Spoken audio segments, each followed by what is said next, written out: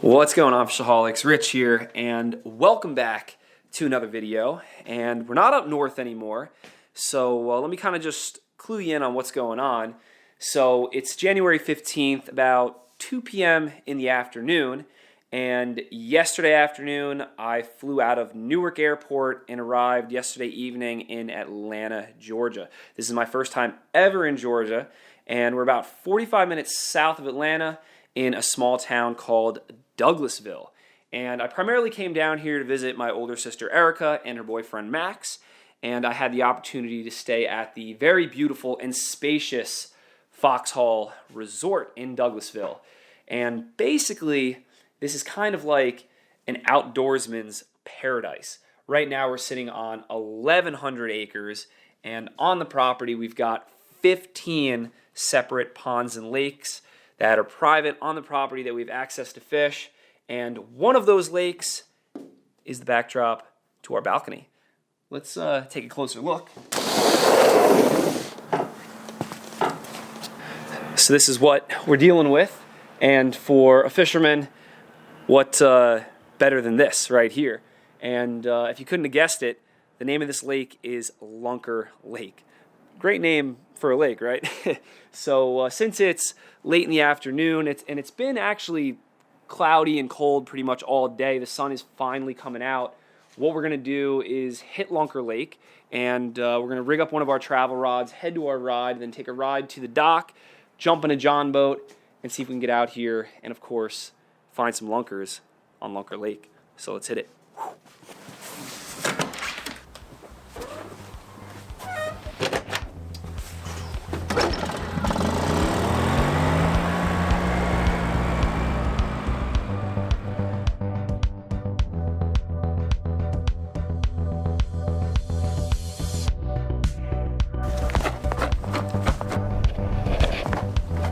Alright, this is sweet. We've got 2 John boats here.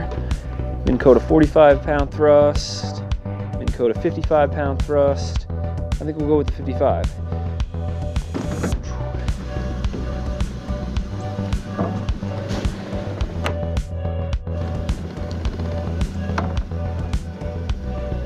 Alright, so this should be fun. We got a little bit of wind coming from that direction, but for the most part, the sun's hitting this entire lake pretty nice. I think what we're gonna do is try and go to that bank over there where we've got a little wind and it's pretty calm. From what I've heard, the main forage in this lake, or in the lakes on this property, is small little shad, so that's why we're starting off with a little Lunker City finesse shad. Let's take a few casts here on the main lake, see what we can find. Don't have a depth finder, so it's definitely going to be more of a challenge, I think, to find fish and stay on fish, but we put in enough time, we kind of key in on where these fish are hanging out, maybe find that right bank that drops off, or, you know, if there's enough bait in here, we might be able to even pull our bait through some bait and feel it, and we can kind of get an idea of where the forage is hanging out and where the bass are hanging out. Whoa, there was something strange. Either a log or a stick or a fish. Water's a little chilly. You know, it's been cold. These fish are definitely going to be in their winter modes for sure. So I'm thinking, you know, main lake, steep dropping banks, deeper water. Over there, looks like the sun has probably been hitting that bank the longest out of anywhere on this lake. So if there is any bass up shallow, they might be along that sun-baked bank over there.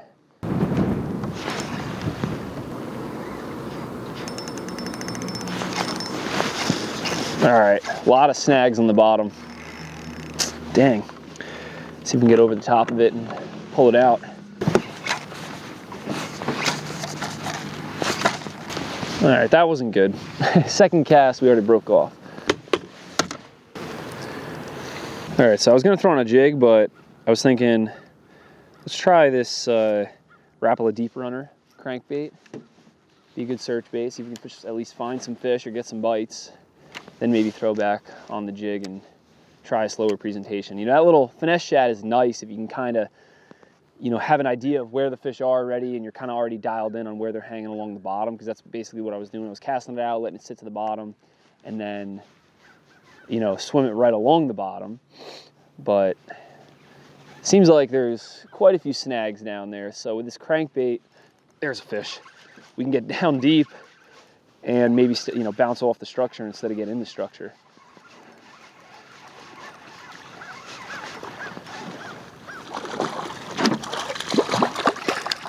All right, first Georgia bass right there out of Lunker Lake on the Rapala deep runner. Not a giant, but nice, healthy, chunky fish. See you later, buddy. Boom. Definitely looking for something bigger. That's not a lunker. I want to see if Lunker Lake is going to hold true to its name.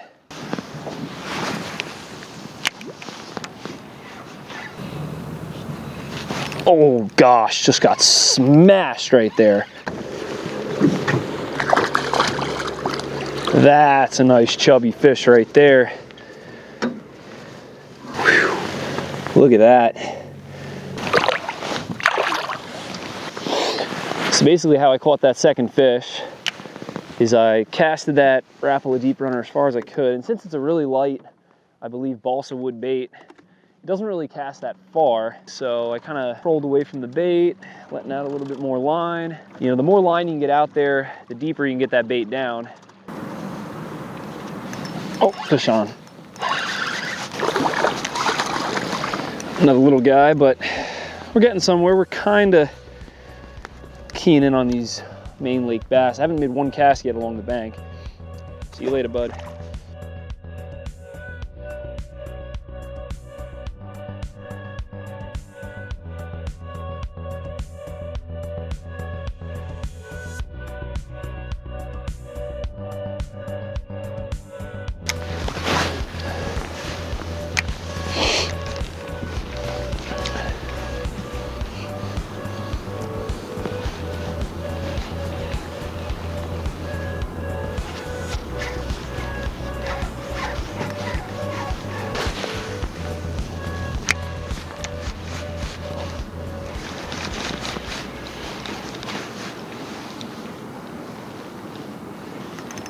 Oh, there's a nice fish.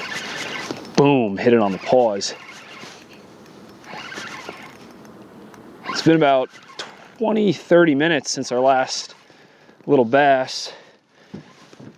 It really didn't see much action, and then we just hooked this nice fish. This might be a lunker. Oh yeah, this might be a lunker. Look at that rod. Oh my gosh. Jesus. This is a good fish.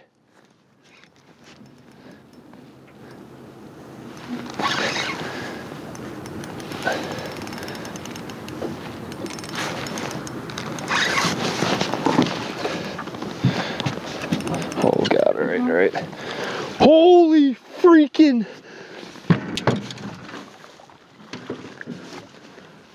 Whoa! Yeah, look at the size of this freaking bass. Oh my gosh. That is definitely a freaking PB right there. I am in awe right now. Look at the size of that fish. Gonna get her on the scale real quick and get her back in the water. This is probably the biggest largemouth I've ever caught. A little over 7 pounds, 7 pounds, 1 ounces. All right, guys, one more look at our lunker right here. We wanted to fish Lunker Lake, and we got a lunker. Foxhall Resort. Look at that freaking tank of a largie. Let's get her back.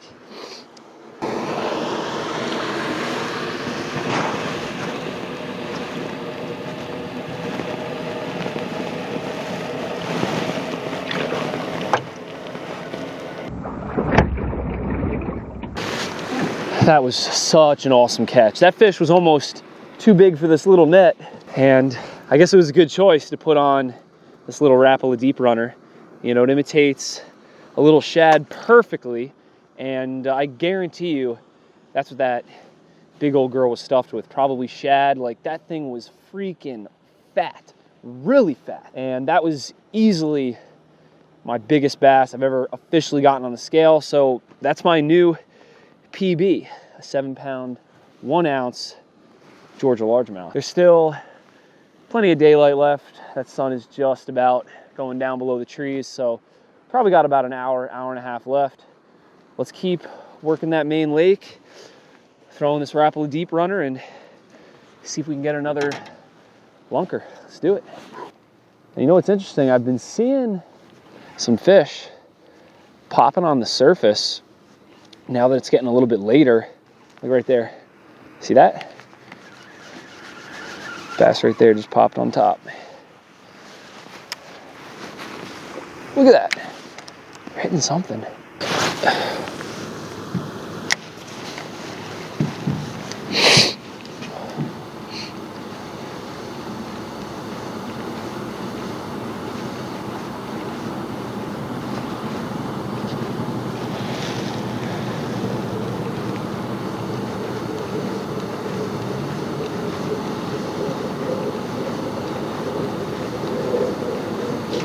Oh my gosh, just got slammed right there.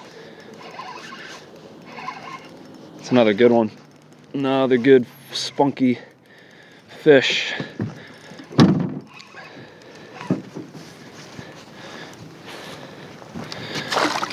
Oh my gosh. Look at that fat butterball. These fish are just freaking toads. And you know, right before I hooked this fish, that's why I was so surprised. I was like, how can I top a day like this? There's so many other lakes on this property to fish, but how do we top chunks like this?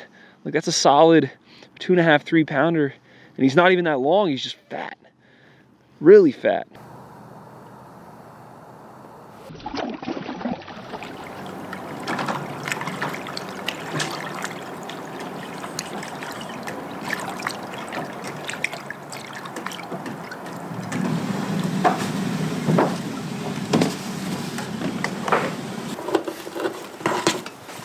All right, so that was a really sick first day, first few hours. And now that we still got a little bit of daylight left, we're gonna jump in the whip and just go for a cruise around Foxhall, check out some of the other lakes and a few of the other spots. Probably not gonna fish, but just check them out and see if we can come up with a game plan for tomorrow. So let's go for a ride.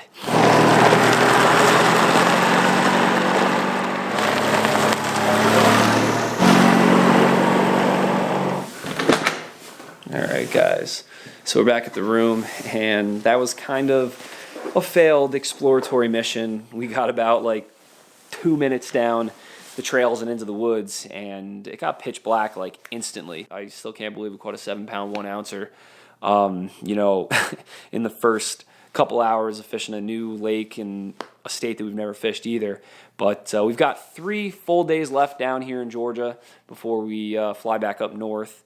And I'm thinking we're going to spend 2 more full days kind of fishing Foxhall, snooping around, and then 1 more day I'm going to try and fish the Chattahoochee River, which is, I believe, more well-known for trout. Like, guys come from far and wide to fish for the trout there, but I want to try and catch striped bass on the Chattahoochee, whether we get out there in the kayak or we just snoop around along the bank. But I think that would be pretty cool to try and catch some Georgia stripers. So look forward to that. And I'll put more information about the tackle and equipment down in the description. And if you're coming down to Georgia, I'll put some more information about Foxhall as well down in the description. And don't forget to check out the FishAholic merch. And like always, never forget, live to fish, fish to live. And I'll see you guys in the next one.